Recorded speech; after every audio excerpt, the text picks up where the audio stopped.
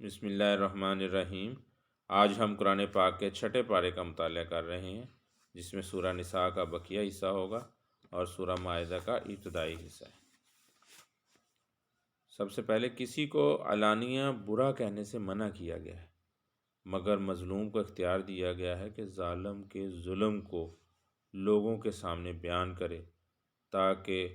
وہ ظلم سے باز آ جائے۔ پھر اس کے بعد تمام انبیاء اکرام پر ایمان لانا ضروری ہے۔ رسول اللہ صلی اللہ علیہ وآلہ وسلم اور ان سے پہلے جتنے بھی انبیاء اکرام گزرے ہیں ان پر ایمان لانا لازمی قرار دیا گیا ہے۔ ان کے درمیان تفریق، کسی کو ماننے کسی کو نہیں، یہ کفر قرار دیا گیا ہے، اور ایمان لانے والوں کو ان کی نیکیوں کے سبب عنقریب بہترین صلہ کا عطا کرنے کا وعدہ ہے، اور کافروں کے لیے اور جو کفر و ایمان کے بیچ میں ایک راہ نکالنے کا ارادہ رکھتے ہیں ان کے لیے ذلیل و خوار کر دینے والا عذاب تیار ہے۔ پھر اس کے بعد یہود کے مذمت اور ان کے مطالبات۔ یہود نے آپ صلی اللہ علیہ وآلہ وسلم سے مطالبہ کیا کہ ہماری طرف آسمان سے ہی تحریر نازل کیوں نہیں ہو جاتی۔ اللہ تعالیٰ کی طرف سے آپ علیہ السلام کو یقین دہانی کروائی گئی کہ یہ آپ سے پہلے بھی اس سے بڑے بڑے مطالبے کر چکے ہیں کہ ہم اللہ کو اپنی آنکھوں سے نہ دیکھ لیں، ایمان نہیں لائیں گے، تو ان کے بے جا سوالات اور سرکشی کے باعث ان پر بجلی کا عذاب نازل ہوا۔ آگے چل کر بتایا گیا ہے کہ انہوں نے حضرت عیسیٰ علیہ السلام کو قتل کرنے کی کوشش کی، مگر اللہ تعالیٰ نے حضرت عیسیٰ علیہ السلام کی حفاظت فرمائی۔ آگے ان کا حضرت مریم علیہ السلام پر بہتان عظیم باندھنے کا ذکر ہے، اور ان کا سود کو حلال قرار دینے اور بہت سی حرام امور کو جائز قرار دینے کا ذکر ہے، جبکہ سود کی ممانعت ان کی کتاب میں بھی ہے۔ ایمان کے تقاضے۔ اللہ تعالیٰ نے پختہ علم والے اور ایماندار ان لوگوں کو قرار دیا ہے، ان پر انعامات کا اجر عظیم کا ذکر کیا ہے۔ جو کچھ آپ صلی اللہ علیہ وآلہ وسلم پر نازل ہوا اس پر ایمان لاتے ہیں، اور جو کچھ پہلے نازل ہوا اس پر بھی ایمان لاتے ہیں، اور نماز زکوٰۃ کی پابندی کرنے والے ہیں، اور روز آخرت پر یقین رکھنے والے ہیں۔ یہی آیات اسی طرح کی سورہ بقرہ کی ابتدائی آیات میں بھی اسی طرح سے ہے، پہلے رکوع میں۔ پھر اس کے بعد خوشخبری سنانے اور ڈر سنانے کے متعلق کہ کوئی قوم ایسی نہیں گزری جس پر انبیاء اکرام مبعوث نہ کیے گئے ہوں، اور لوگوں میں اللہ کے مقابلے میں کوئی حجت باقی رہے۔ پھر آگے ارشاد ہوا، یقیناً سب اللہ کے رسول سچے اور حق بات لے کر آئے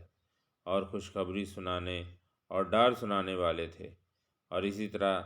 جیسے آپ صلی اللہ علیہ وآلہ وسلم پر وحی کا نزول ہوا ویسے ہی حضرت نوح علیہ السلام پر ہوا اور دیگر انبیاء اکرام پر نازل ہوئی۔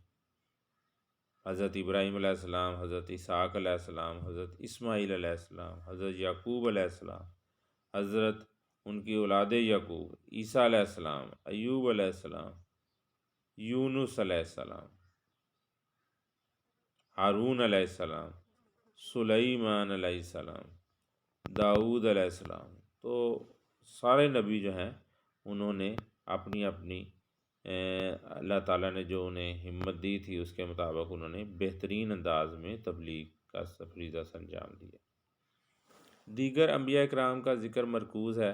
اور آخر میں اللہ تعالیٰ نے آپ صلی اللہ علیہ وآلہ وسلم کو تسلی دی کہ جو نہیں مانتے نہ مانیں،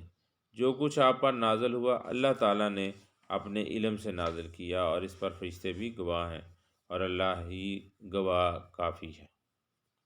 اللہ ہی کا گواہ ہونا کافی ہے، اور اہل کتاب میں سے بھی ایمان لائیں گے مگر تھوڑے۔ پھر اس کے بعد نصارہ یعنی عیسائیوں کی مذمت ہے کہ یہ لوگ حضرت عیسیٰ علیہ السلام کے بارے میں غلو کا شکار ہو کر عقیدہ تثلیث کے حامل ہو گئے، یعنی انہوں نے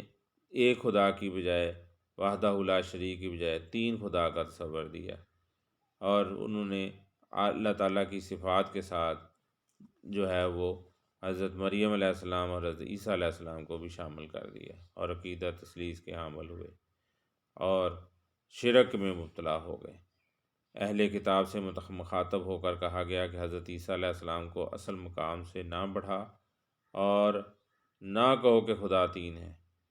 وہ ایک ہے، اللہ ایک ہے، اس کا کوئی بیٹا نہیں، وہ ان تمام چیزوں سے بالا تر ہے، زمین و آسمان میں جو کچھ ہے وہ سب کا مالک ہے۔ اور نہ عیسیٰ ابن مریم نے کبھی عاجز سمجھا یہ کہنے میں کہ میں اللہ کا بندہ ہوں، اور اللہ کے سامنے عاجزی اور عبودیت میں عزت محسوس کرتے تھے۔ پھر اس کے بعد فرمایا کہ جو لوگ تکبر کرتے ہیں، اللہ کی بندگی کو اپنے لیے عار سمجھتے ہیں اور اس کے رستے سے روکتے ہیں، جن کی سرپرستی و ہمدردی پر بھروسہ رکھتے ہیں، تو ایک وقت آئے گا اللہ ان سب کو اپنے سامنے گھیر لے گا۔ ایمان لانے اور نیک اعمال کرنے والے اور تکبر سے بچنے والوں کے بہترین اجر کا وعدہ ہے، اور اللہ اپنے فضل سے ان کا اجر مزید بڑھائے گا۔ آخر میں کلالہ، سورہ نساء کے آخر میں کلالہ یعنی ایسا آدمی جس کے نہ اوپر کوئی ہو اور نہ نیچے کوئی، ماں باپ اولاد نہ ہو، اس کا انتقال ہو جائے تو اس کے مال کی تقسیم کے احکامات موجود ہیں۔ اس کے بعد آتے ہیں ہم سورہ مائدہ کا ابتدائی حصہ، جس میں 7 مضامین ہیں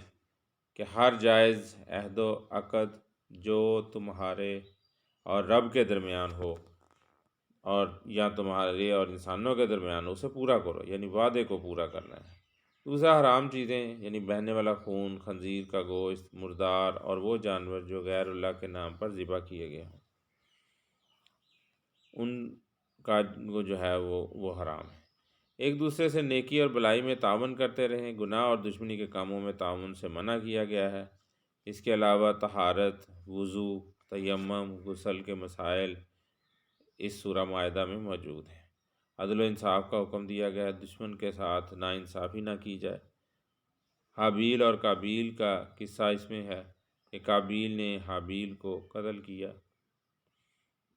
حسد سے بچنے کی نصیحت، دیگر قتل و چوری کے احکام وغیرہ اس صورت میں موجود ہیں۔ پھر اس کے بعد نبی کریم صلی اللہ علیہ وآلہ وسلم کو یہود و نصارہ کی طرف سے جو سرکشی ہوئی ان پر تسلی دی گئی کہ مسلمانوں کو ان سے دوستی کرنے سے منع کیا گیا ہے، اور حضرت داؤد علیہ السلام، حضرت عیسیٰ علیہ السلام کی زبانی ان پر لعنت خداوندی مذکور ہوئی ہے۔ پھر خدا آخر میں بتایا ہے کہ یہ تمہارے خطرناک دشمن ہیں اور ان میں سے بیشتر اطاعت خداوندی سے نکل چکے ہیں۔